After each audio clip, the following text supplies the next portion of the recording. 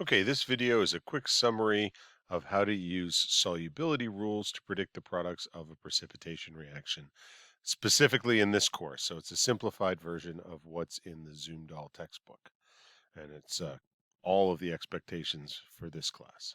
Okay, so as you saw from the last video I posted with the precipitation reaction demonstration, if you have two solutions of two strong electrolytes when they're mixed, okay, you can represent the products using a double displacement reaction. So the general form of a double displacement reaction looks like this. You have one ionic compound with an A cation and a B anion in one solution, and the other solution has a C cation and a D cation. And these are both strong electrolytes. That's what the AQ means. When you have an ionic compound and it's followed by AQ, that means that it's aqueous, and we assume that it's a strong electrolyte. The thing is that when you mix those two solutions, now you have all four of those ions in the same volume, and they can pair up the other way. And what we saw in that demonstration is that you can form a new pair of ions that is no longer a strong electrolyte. And when that happens, it comes out as a solid precipitate. So you would put an S in here, okay? And if, on the other hand, if both of these guys are still strong electrolytes, you're not going to see the formation of a precipitation. In fact, you're not going to be able to tell anything happened. You mix two clear solutions to make another clear solution. And so you would just say, okay, AQ goes in both of these places, and really there's no reaction that happened. We'll get to that in the next video in this series. Okay, so in honors chem, okay, this is a simplification over what happens in real life. At most, one of those two new pairs is going to be a precipitate. So I'm always guaranteeing you that in this class, one of AD and CB will still be a strong electrolyte, and so we'll get an AQ in here. That will keep things simple. The other one, say AD, has the potential to be a precipitate. Okay. And so we need to know how to predict that, again, using a simplified set of rules.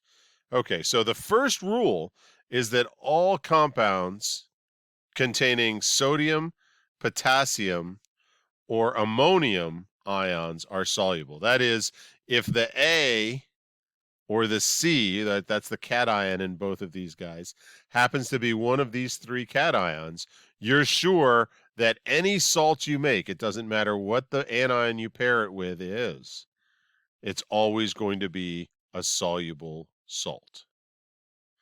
There's a similar rule for anions, which is that all ionic compounds containing a nitrate anion or an acetate anion are soluble. So that is that you have an ionic compound where B or D is one of these two, and you can be sure that no matter what cation it's paired with, that's always going to be a soluble salt. So essentially what you have now is 5 ions, 3 cations and 2 anions, that if they are part of a formula of an ionic compound, you can be 100% sure that it is a soluble salt and a strong electrolyte.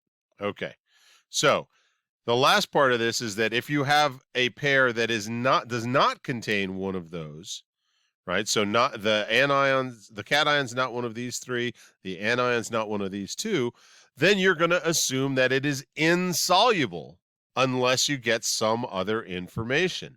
Okay, and I'll talk more about what that information might be in just a second. Okay, so if I give you other relevant information, and so one example would be that a precipitate is not observed. If a precipitate is not observed, that means that you know both of these new products, AD and CB, have to be strong electrolytes. And so that means no matter what it is, even if it doesn't have one of your special 5, you know that it's still soluble. And that's true. You can have other pairs of ions that don't involve one of these 5 that are soluble salts, okay? It's just that the assumption you're supposed to make in this class is that it's not soluble until you get information that it is. Another example might be if I gave you a list of several reactions to predict and asked you to predict the products.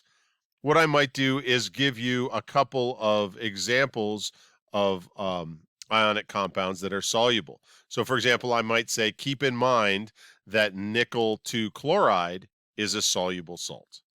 And so that means that if in the course of analyzing those reactions, you happen to find that one of your AD and CB pairs that are formed on the right-hand side of a double displacement reaction, if one of those happens to be nickel 2 chloride, then you know that it is a soluble salt, and so you're going to put aqueous in there. Okay, so let's do a few examples here. These are going to be pause the video and see if you can get it right, and then I'll explain it real quick.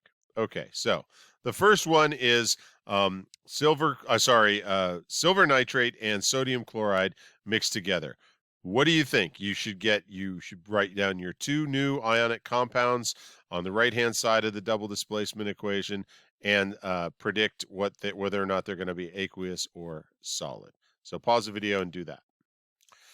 Okay, so what you should get is that the sodium is going to combine with the nitrate and the silver is going to combine with the chloride. So that should be pretty straightforward that you see that you have these two things.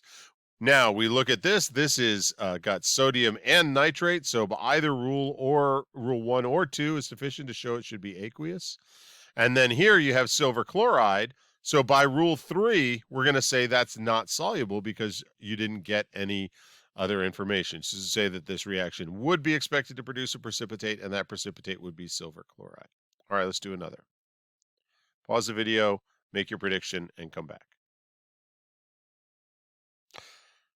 Okay, so here you're going to have potassium combining with nitrate and magnesium combining with carbonate. The question is what to do with these twos, right? So what this means is that this is potassium carbonate. Carbonate is a 2- anion, so it takes 2 of the K pluses to balance the charge. And when we dissociate, those 2 K pluses come off and go in different directions. They don't stay stuck together. So there's no reason to keep it as K2. It becomes 2K plus. And the same thing happens with the nitrate ion over here. Remember, these ions, the 2K pluses and the two NO3 minuses, have the same charge. So once they're in solution, they're going to want to kind of get far away from each other.